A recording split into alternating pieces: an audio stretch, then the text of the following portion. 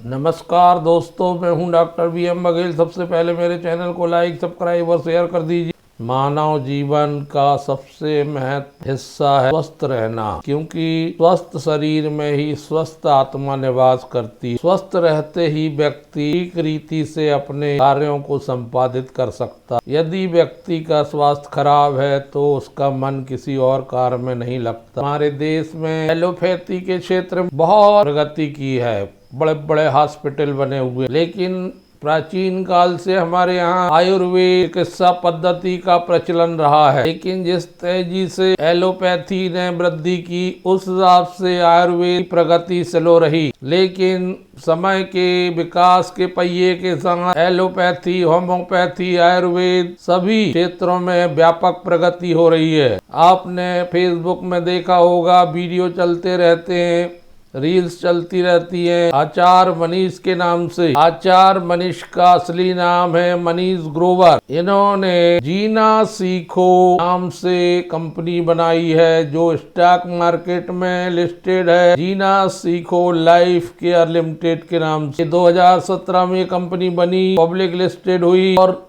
आयुर्वेदिक और holistic health care service प्रदान करती है। आचार्य मनीष ने इस कंपनी को शुरू किया है। 2009 से ये जर्नी स्टार्ट हुई। गॉड ग्रेस फाउंडेशन और दिव्या उपचार के नाम से बुद्धि आचार आयुर्वेद का ब्रांड है, जो 2018 से शुरू हुआ है। JSLL कई प्रकार की स्वास्थ्य सेवाओं को ऑफर करती है शुद्धि ब्रांड के नाम से। Hospital and institute integrated medical sciences hymns के नाम से फुल सर्विस आयुर्वेद हॉस्पिटल, इलाज, थेरेपी आयुर्वेद में, होम्योपैथी में, नेचुरोपैथी में प्रदान की जाती है। Panchakarma clinic and day centre इनके संचालित हो रहे हैं।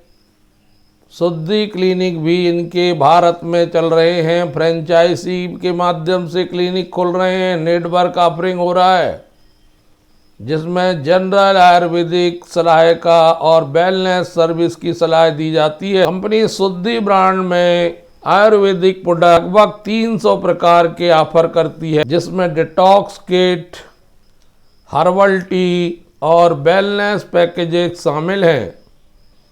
जैसे 40 डे डिटॉक्स शुद्धि किट आती है, फ्री प्रोग्राम्स चलते हैं। इनका जो बिजनेस मॉडल है उसमें हाई रिटर्न ग्रोथ है, बहुत तेजी से पे बैक होता है। कंपनी पूरी तरह से जीरो डेप्ट या डेप्ट फ्री है और लगभग 293 करोड़ का फ्री कैश फ्लो कंपनी के पास FY 2024 से 26 के दौरान रहेगा। जून 2025 में कंपनी ने 1:5 के रेशो से स्टॉक को स्प्लिट की घोषणा की थी, जिसमें 10 रुपए के फेस वैल्यू का शेयर 2 रुपए के 5 शेयर में बढ़ गया है। इसके बाद कंपनी ने 5 रुपए 47 पैसे का डिविडेंड दिया, जिसमें जो प्री स्प्लिट था, बाद में जाकर इसको पोस्ट स्प्लिट में 1 रुपए 10 पैसे प्रति 2 रुपए के शेयर के आधार पर ये विभाजित हुआ। बहुत तेजी से इसकी ग्रोथ दिखाई दे रही है। शुक्रवार को जब रिजल्ट आया, स्टॉक 16%, 17% दौड़ा और 659 रुपए में बंद हुआ। BSE में 17.67% दौड़ा। इसका रिटर्न ऑन कैपिटल एम्प्लॉयड 50 के आसपास है, जबकि रिटर्न ऑन इक्विटी 37 के आसपास है। बुक वैल्यू 22 रुपए का है। स्टॉक का P 97 चल रहा है, तो थोड़ा ज्यादा है। 8,201 रुपए की मार्केट कैप है। 670 रुपए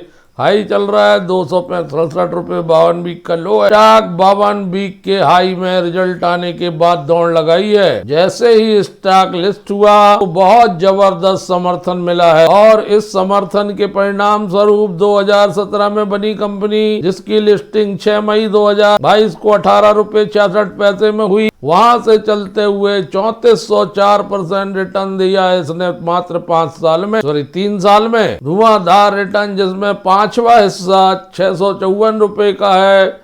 अगर 5 का गुणा किया जाए तो ये इसमें 3200 रुपए इसका मूल्य आता है। तो 1800 रुपए से चल के 3200 रुपए तक की यात्रा अनोखी है।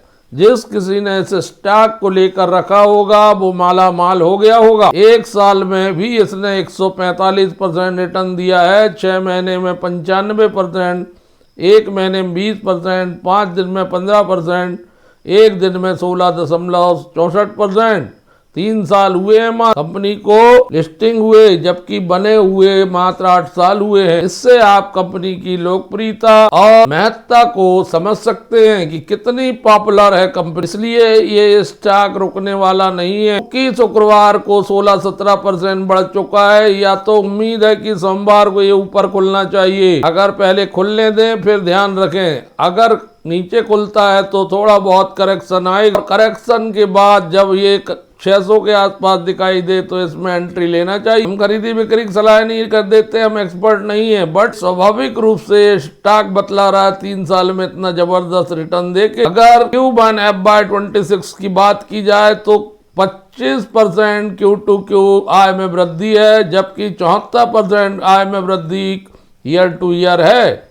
पिछले साल की Q1 25 में 100 करोड़ रुपए की आय थी, जो 174 करोड़ हो गई है Q1 26 में, जबकि Q4 25 में 139 करोड़ की। EBITDA और EBITDA मार्जिन में जबरदस्त वृद्धि देखने को मिल रही है। जो EBITDA मार्जिन Q1 25 में 25% था, वो Q1 26 में 45% हो गया, जो क्वार्टर टू क्वार्टर 34% हो गया। प्रॉफिट और प्रॉफिट आफ्टर टैक्स का मार्जिन, प्रॉफिट आफ्टर टैक्स का मार्जिन Q1 FY25 में 16%, जो Q1 26 में 29% हो गया, जो Q4 में 20% हो गया। लगातार वृद्धि हो रही है। और अगर आय की बात करें 16.14 करोड़ का PAT है, जबकि पिछले क्वार्टर में Q4 में 27 करोड़ का था, जबकि Q1 26 में 51 करोड़। रेवेन्यू मिक्स की बात करें तो गवर्नमेंट पंचकर्म से कंपनी को 29% आय होती थी, जो Q1 26 में 15.51% हिस्सा बचा है। प्राइवेट पंचकर्म से 23.82% आय होती थी, अब हो गई 78.13। मेडिसिन से आय होती थी 40.30,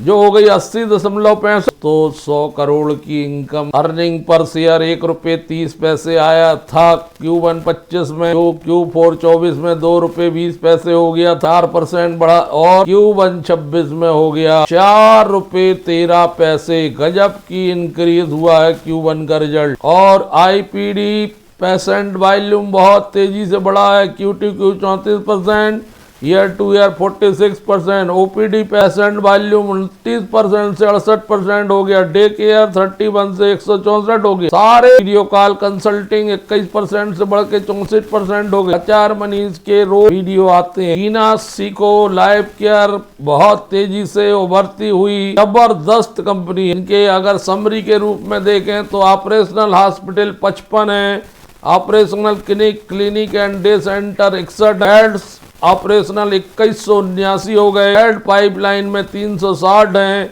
सिटीज एंड टाउन की संख्या 100 हो गई। 330 प्रकार के इनके आयुर्वेद के मेडिसिन और प्रोडक्ट पोर्टफोलियो है। 3 साल के टॉप लाइन CAGR 47% की है। 70% की रिटर्न ऑन कैपिटल एम्प्लॉयड है। कैपिटल लाइट बिजनेस मॉडल है। और NSE BSE में अगस्त 25 में एनबोर्डिंग इसकी हुई है। लगातार जर्नी कंपनी की बहुत तेजी से बढ़ रही है। दोस्तों, नुभावा ने 2026 में 30x प्लस FY 2026 EPS में 1650 रुपए का टारगेट दिया है। एडबिलिस कैपिटल ने 1650 से 2150, नेविस ने 2912, 5 साल में हो सकता है एक हिस्सा। एग्रेसिव कैपेसिटी एक्सपेंशन है कंपनी का। 2026 तक 2000 बहुत तेजी से बेडों की संख्या बढ़ेगी।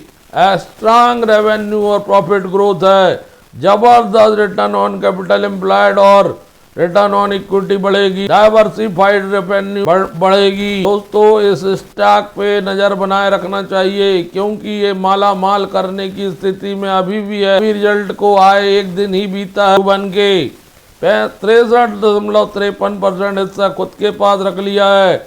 13.11 दूसरा इन्वेस्टर के पास है। 17.2 पब्लिक के पास है। 0.8 म्यूचुअल फंड के पास है। 5.99 FII के पास है। HR मनीष ही इसके मैनेजिंग डायरेक्टर हैं। तो दोस्तों, धन्यवाद।